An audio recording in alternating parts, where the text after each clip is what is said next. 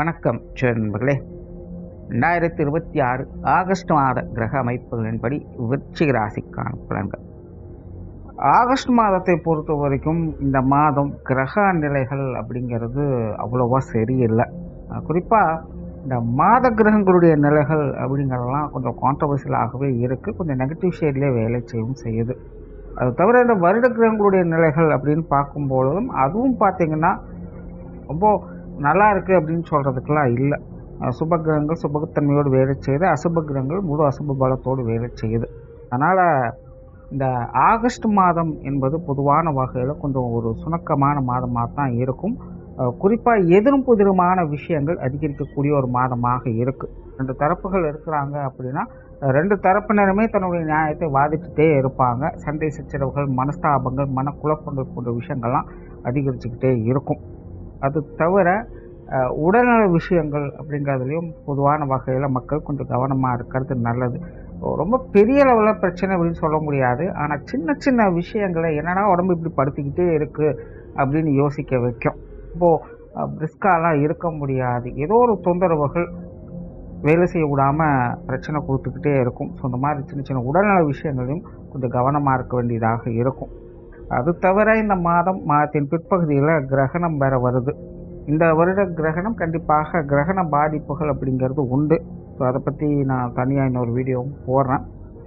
இந்த ஆகஸ்ட் மாதத்தில் இந்த கிரகண அமைப்புகள் இருக்கிறதுனால அதனுடைய பாதிப்புகள் அப்படிங்கிறதும் ஏற்படுது.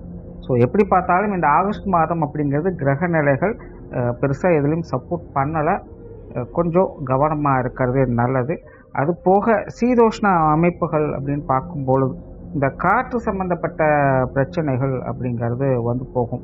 இயற்கை சீற்றங்களே பார்த்திங்கன்னா அந்த புயல் அடிக்கிறது அல்லது காற்றின் மூலமாக பரவக்கூடிய வியாதிகள், ஆஸ்மா தொந்தரவுகள் போன்ற விஷயங்கள், அது போக சூறாவளி காற்று, புயல் காற்று, காற்றினால் ஏற்படக்கூடிய அந்த நெருப்பு அபாயம், கடலோர பகுதிகளில் நீர்நிலைகள் இருக்கக்கூடிய காற்று மண்டலங்களால் ஏற்படக்கூடிய பிரச்சனைகள், இந்த மாதிரி எல்லாமே இந்த காற்று சம்பந்தப்பட்ட விஷயங்களால் பிரச்சனைகள் அப்படிங்கிறது வந்து போகும். ஸோ அது சார்ந்த இடங்கள்லாம் இருக்கிறவங்கெல்லாம் கொஞ்சம் விழிப்புணர்வோடு இருக்கிறது நல்லது. அப்புறம் விருச்சிக ராசிக்கு இந்த மாதத்தினுடைய அமைப்புன்னு பார்க்கும்பொழுது இந்த மாதம் உங்களுடைய ராசிநாதன் ராசிக்கு அஷ்டமஸ்தானத்தில் சஞ்சாரம் செய்கிறாங்க. ஆனால் மற்ற கிரகங்களுடைய நிலைகள் அப்படிங்கிறது உங்களுக்கு கொஞ்சம் சாதகமாக வேலை செய்யுது. ஸோ விருச்சிக ராசியை பொறுத்த வரைக்கும் இந்த மாதம் முழுக்க ஒரு விபரீத யோகத்தில் தான் செயல்பட்டுக்கிட்டு இருக்கும். அதாவது தனிப்பட்ட முறையில் விருச்சிக ராசிக்காரங்க ரொம்ப பிரிஸ்காலாம் செயல்பட முடியாது. இயற்கையாகவே விருச்சிக ராசிக்காரங்க அப்படின்னாலே அவசரக்காரங்க, கோபக்காரங்க அப்படின்னு சொல்லுவாங்க. ஆனால் இந்த மாதம் அதெல்லாம் எதிர்பார்க்க முடியாது. அவங்களே எல்லாத்திலும் பொறுமையாக நிதானமாக அப்புறம் பார்த்துக்கலாம் அப்படின்னு தான் போவாங்க. எதுலேயுமே அந்த அவசரம் அப்படிங்கிறது இருக்காது. அதே போல் எதுலேயுமே ஒரு தெளிவான நிலைகளில் அவங்க செயல்பட முடியாது. மனசுக்குள்ளே ஏதோ ஒரு இனம் புரியாத பயம், தயக்கம் போன்ற விஷயங்கள்லாம் இருந்துக்கிட்டே தான் இருக்கும். ஒரு மாதிரி குழப்ப நிலைகளையே இருந்துக்கிட்டு வருவாங்க. குறிப்பாக காரியம்னு வரும்பொழுது அவங்களுக்கு என்ன செய்யறது அப்படின்னே தெரியாமல் குழம்பி போய் நின்றுட்டு இருப்பாங்க. சில இக்கட்டான விஷயங்கள், காரியங்கள் அப்படிங்கிறது உண்மையில் அவங்களுக்கு ரொம்பவே குறைச்சலை கொடுத்துக்கிட்டு இருக்கும். இது போக அடிஷ்னலாக பார்த்திங்கன்னா இந்த உடல்நல தொந்தரவுகள் வேறு உங்களுக்கு கொஞ்சம் இம்சை கொடுத்துக்கிட்டே தான் இருக்கும். தவிர இந்த மாதம் உங்களுடைய ராசிநாதனும் வேறு அஷ்டமஸ்தானத்திலே இருக்கிறதுனால ஜென்ரலாக விருச்சிக ராசிக்காரங்க உடல்நல விஷயங்கள் கொஞ்சம் கூடுதல் கவனம் எடுத்துக்கங்க. முன்னாடியே சொன்ன மாதிரி அந்த கிரகண அமைப்புகள்லாம் வர்றதுனால இது வந்து பெரிய ஒரு பிரச்சனையை கொடுக்க போகிறது இல்லை. ஆனால் சின்ன சின்ன தொந்தரவுகளால் உடலில் அங்கங்கே சின்ன சின்ன ஏதோ ஒரு வலி, குடைச்சல், டென்ஷன், அடிக்கடி ஏதாவது ஒரு இடங்களில் காயம் பட்டு மறையிறது, இந்த மாதிரி சின்ன சின்ன உபத்திரங்களால் உடல்நல பிரச்சனைகளை சங்கடப்பட்டுக்கிட்டே இருப்பாங்க.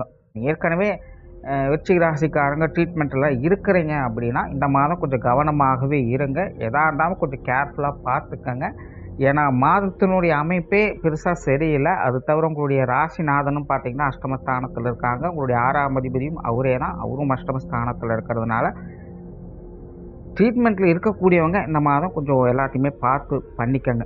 அதெல்லாம் கொஞ்சம் சிக்கலை கொடுக்கலாம். இது போக விருச்சிக ராசிக்காரங்க பெரும்பாலும் பார்த்திங்கன்னா ஒரு அமைதியான நிலைகளையே இருக்க விரும்புவாங்க. தனிமையை நோக்கி நகருவாங்க அப்படின்னு சொல்லலாம். ஆன்மீக விஷயங்கள்லாம் ஆர்வம் உள்ளவங்களுக்கெல்லாம் பார்த்திங்கன்னா இந்த மாதம் ஆன்மீக விஷயங்கள், காரியங்களில் ஈடுபாடுகள் அதிகமாகவே இருக்கும். குறிப்பாக இந்த யோக சாதன அமைப்புகளாக இருக்கக்கூடியவங்களுக்கு இந்த மாதம் ஒரு சிறப்பான அமைப்புகள் உண்டு. பல புரியாத வாழ்க்கை பிரச்சனைகள் கூட அவங்க ரொம்ப சுலபமாக விடை கண்டுபிடிப்பாங்க. வாழ்க்கைனா இன்னதுதான் அப்படின்னு புரிஞ்சு கொள்ளக்கூடிய திறன் அப்படிங்கிறது உங்களுக்கு இயற்கையாகவே உண்டாகும். ஒரு டீப் இன்வால்வ்மெண்ட்டில் ஒரு இன்னர் பீஸில் அவங்க எப்போவுமே இருப்பாங்க. பெருசாக எந்த ஒரு ஆக்டிவிட்டீஸுமே இருக்காது. யோக நிலைகளில் அவங்க மூழ்கி இருக்கக்கூடிய அமைப்புகள் அவங்களுக்கு செயல்படும். ஸோ இந்த யோகா அமைப்புகள் இருக்கிறவங்களுக்கு இந்த மாதம் ஒரு சாதகமான அமைப்பு தான். அது போக விருச்சிக ராசிக்காரங்களுக்கு இந்த மாதம் உங்களுடைய மதிப்பு மரியாதை கௌரவம் சார்ந்த விஷயங்களில் தலையீடுகள் அப்படிங்கிறது அதிகமாக இருக்கும். சின்ன சின்ன விஷயங்களில் கூட நான் இதை செஞ்சு பெருசாகி காட்டணும், இதை வச்சு என் மதிப்பு மரியாதை உயர்த்தி காட்டணும், மற்றவங்க முன்னாடி நான் இதெல்லாம் செஞ்சு காட்டணும், சாதிச்சு காட்டணும் அப்படிங்கிற மைண்ட் செட்டெல்லாம் அதிகரிக்கும்.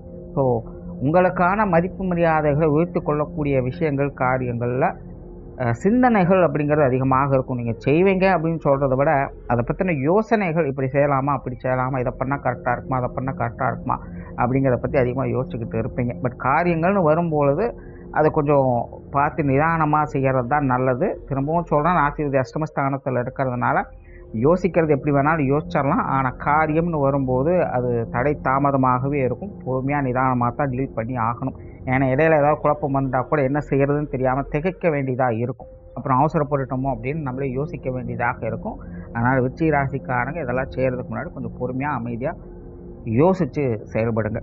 குடும்ப விஷயங்கள் காரியங்கள் வழக்கமான அமைப்புகள் தான். பட் சின்ன சின்ன நிறை குறைகள் அப்படிங்கிறது எப்பவும் போல் இருக்கும்.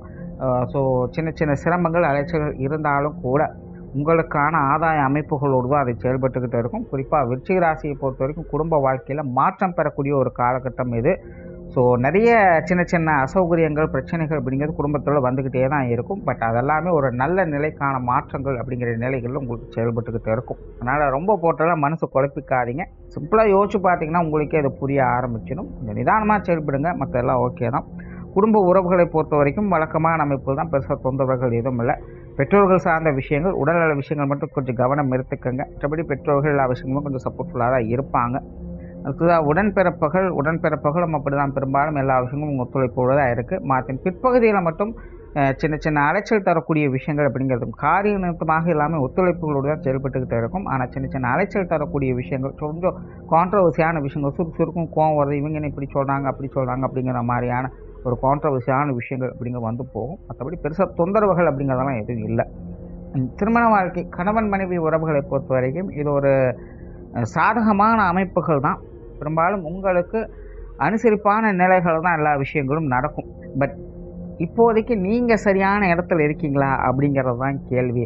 ஏன்னா இயற்கையாகவே நம்ம நினைக்கிறதெல்லாம் நமக்கு நடக்குது அப்படிங்கிறது ஒரு நல்ல விஷயம்தான். ஆனால் நம்ம என்ன நினைக்கிறோம், நல்லது நினைக்கிறோமா கெட்டது நினைக்கிறோமாங்கிறது விஷயம் இருக்குது இல்லையா. கிட்டத்தட்ட விருச்சிக ராசியை பொறுத்த வரைக்கும் இந்த கணவன் மனைவி உறவுகளுடைய நிலை அப்படி தான் போய்கிட்டு இருக்கு. வாழ்க்கை துணையுடைய விஷயங்கள் எல்லாமே அனுசரிப்பு நிலைகளில் போய்கிட்டு இருக்குது. ஆனால் அதை அனுஷ்டிக்கக்கூடிய நிலைகளில் நம்ம இருக்கிறோமா அப்படிங்கிறத இங்கே கேள்விக்குறியாக இருக்குது. ஸோ இதை வந்து கரெக்டாக புரிஞ்சுக்கிட்டு செயல்பட்டீங்க அப்படின்னா அந்த திருமண வாழ்க்கை அப்படிங்கிறது சாதகமாக இருக்கும். குழந்தைகள் சம்மந்தப்பட்ட விஷயங்கள் சின்ன சின்ன அலைச்சல் தரக்கூடிய விஷயங்கள் இருக்குது. பட் மேஜராக உங்களுக்கு சாதகமாக தான் இருக்குது. ஸ்டில் இங்கேயும் பார்த்தீங்கன்னா ராசி அதிபதி அஷ்டமஸ்தானத்தில் இருக்கிறனால நீங்களாக சில விஷயங்களை போட்டு குழப்பிக்கிட்டு இருப்பீங்க. ஸோ அதை கரெக்டாக மேனேஜ் பண்ணிட்டீங்க அப்படின்னா அந்த குழந்தைகள் சார்ந்த விஷயம் இந்த மாதம் உங்களுக்கு சாதகமாக தான் இருக்கும். திருமண அமைப்புகள் புத்திரபாக்கிய அமைப்புகள் இதெல்லாமே வழக்கம் போல் விருச்சிக ராசிக்கு சாதகமாக தான் வேலை செய்யுது. இதெல்லாம் உங்களுக்கு ஓரளவுக்கு நல்லபடியாகவே அமையும்.